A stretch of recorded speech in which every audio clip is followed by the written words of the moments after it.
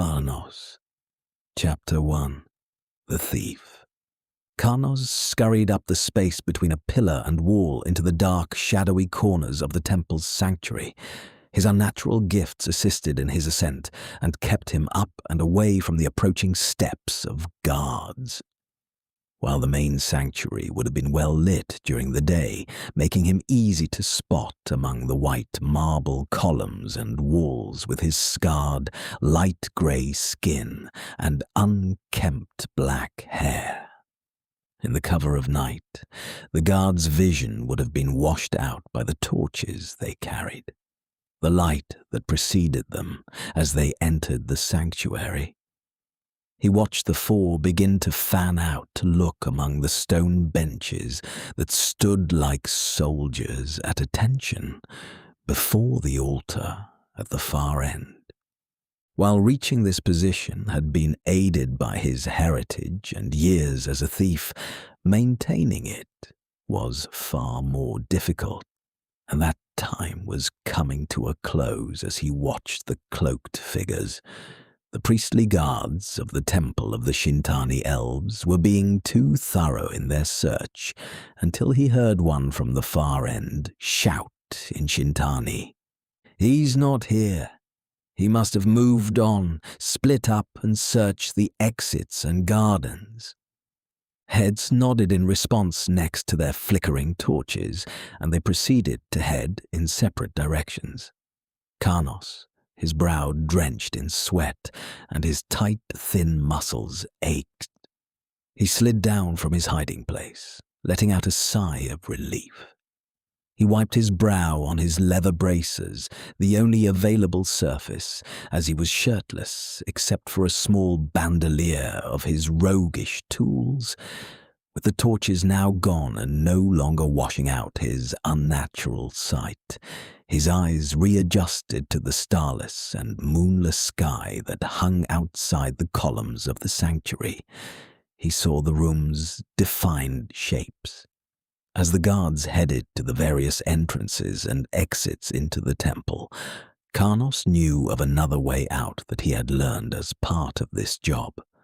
He moved with the swiftness of a cheetah, but made no more noise than a rush of wind through the room with his laced, padded sandals.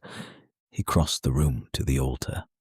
Once there, he felt the smooth alabaster surface searching for imperfections. His sensitive and skilled fingers were able to find the slightest here and there, but not what he was looking for. He began searching the underside and quickly found the small buttons. He depressed them softly. A click from behind. He moved towards the sound.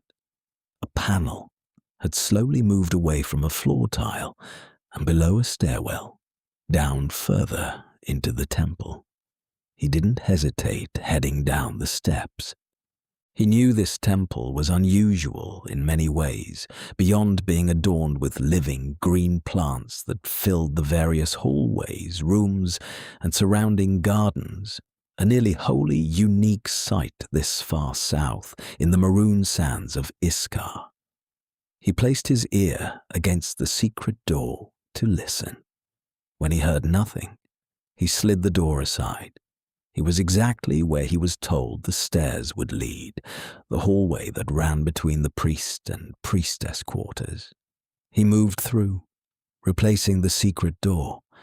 Thankfully, the torches in this hallway were snuffed out, allowing him to move as a shadow through the darkened hallway.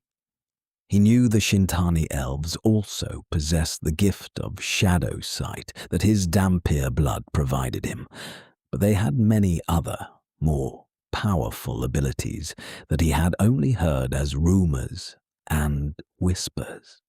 And those here in their temple possessed powerful magics, or that is what their worshippers believed. He did not linger on this possibility as he listened at the doors, first the priestesses, but nary a sound but soft breathing and gentle snores. The priests were different. Clearly, his actions had awoken them, and voices could be heard. He couldn't go that way. His instructions said that in one of these rooms there was a secret exit for escape in case of siege or attack, but it didn't say which one. Trying his luck with the awake priests would be his last resort. He was wiser than to try to attack one, let alone a group, with his obsidian daggers without knowing the limit to their abilities or training. He had to try the priestess's room. He moved to the door and slid the alabaster door open without making a sound. The room's arrangement struck him as odd. Lowered sections carved into the floor, filled with pillows and blankets, arranged in some pattern he couldn't immediately pass. Dozens, perhaps 100 naked or nearly naked elves and half-elves slept among the pillars that supported the temple above. He didn't have time to linger on it. He closed the door behind him and moved down the carpeted aisle, watching for any movement not associated with sleep.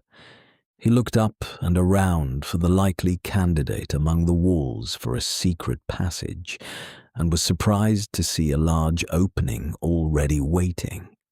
From its design, Karnos was certain it was what he was looking for, and that certainty made the hairs on the back of his neck stand up. Something was wrong. He slowed, moved with greater caution, his left hand naturally gliding to one of the leathery hilts of his obsidian daggers, strapped in an X above his lower back. He stopped at the entrance and focused his senses. He smelled fresh water and dampness under the perfume and sweet odors of the room, and under the breathing and snoring, the trickle and soft splash of waves. He glanced back at the door, then descended the steps, tense but graceful, ready to pounce at any threat. A faint light came from around the corner at the bottom, not a torch, perhaps candles. The cistern opened before him, vast as far as his shadow vision could reach. This was where the water came from, he realized. The water, for all that impossible plant life growing throughout the temple, the living green that had no business existing this far south in the maroon sands. He understood now what made the temple unusual. It served as both a temple and a palace, and everything in it was inverted from what one would expect. The Shintani Aelves had put their sacred rituals on full display upon the roof for the adoring masses, while their own quarters were buried down here, underground, far below where any palace ruler would have chosen to sleep. And now, the cistern. The gods were in the earth here, not the sky. He stopped at the corner and pulled one of his daggers. He slowly and silently peered around it and was shocked at what he saw. The women sleeping in the rooms above were priestesses, each likely full-blooded or half-elf, but none, he knew now, were pure-blooded Shintani elf. Before him, standing in a bath carved to take water to and from the cistern, was a tall, naked elven woman, her perfect bronze skin stretched over the long, delicate angular features of a true elf. She was bathing amid candlelight, her golden garments cast to the side of the pool, a sponge working over her frame and long golden hair. For a few moments he was enchanted by her, but Karnos snapped out of it and pulled back behind the corner. Before he could formulate a plan, an angelic voice, soft yet echoing off the cistern walls with ethereal, powerful reverberation, spoke. "I don't know who you are, but it is high treason and sacrilege to peer upon the oracle queen of the Shintani Aelves without her permission." Karnos grimaced. She was, in fact, the fabled oracle queen he had heard of in rumors, a powerful magi or sorceress, or Perhaps truly an oracle in the godless lands of the Red Sun. No one was quite sure. If you do as I command, I promise I won't call for the guards. He hung his head and stepped around the corner. Her ruby-colored eyes were turned towards him over her shoulder. Look at me. You have already seen me bare. The least you could do is show me the eyes that have stolen a look few mortals have ever gleaned. He looked up.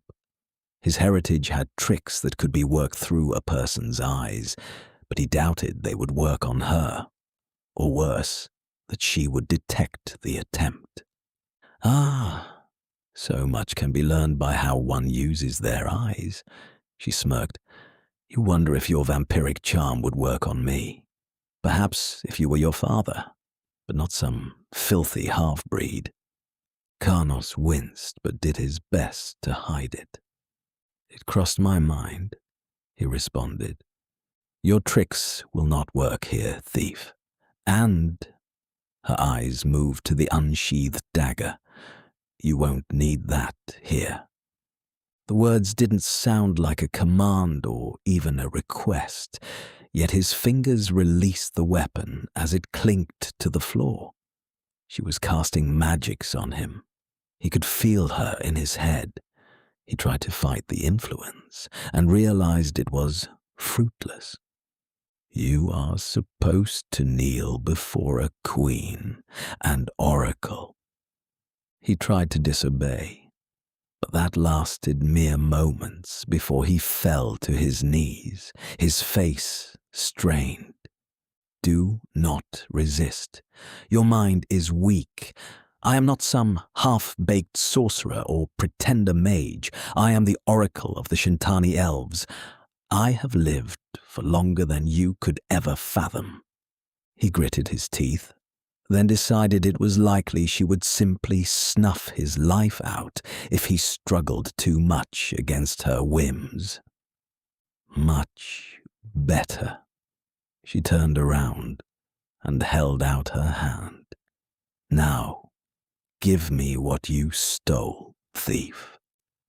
His hands obeyed as they took out the small glass sphere from the pouch on his belt, about the size of a tangerine, perfectly clear, and placed it delicately into her palm. I should have known it would be the eye of Afanil.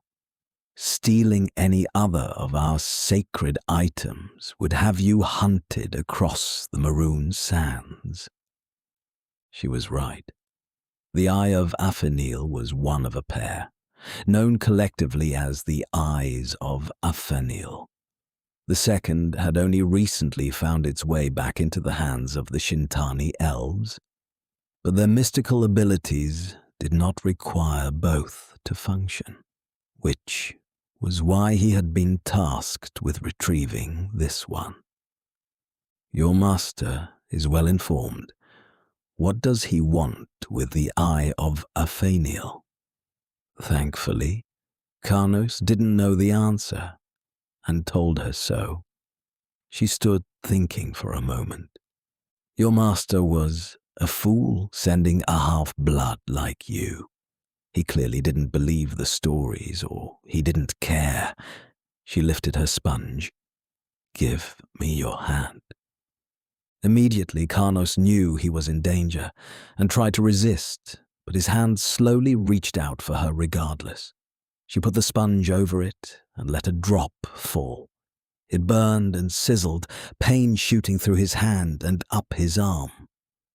Holy water. But she waved a hand, and he stopped speaking. The gods of the old world may be dead, to the likes of you and the others that live in the mud and sand. But here, in this place, she motioned to the cistern around her. The gods are very much alive. He slowly realized that if he had tried to swim out, he would have died. But what to do with you, thief? What to do? A smile slowly crept across her face, and horror crossed Karnos's. Don't forget to like and subscribe if you'd like to hear more of the Tomb of the Dragon King, a Land Under a Red Sun audio serial on the Outer Almanac.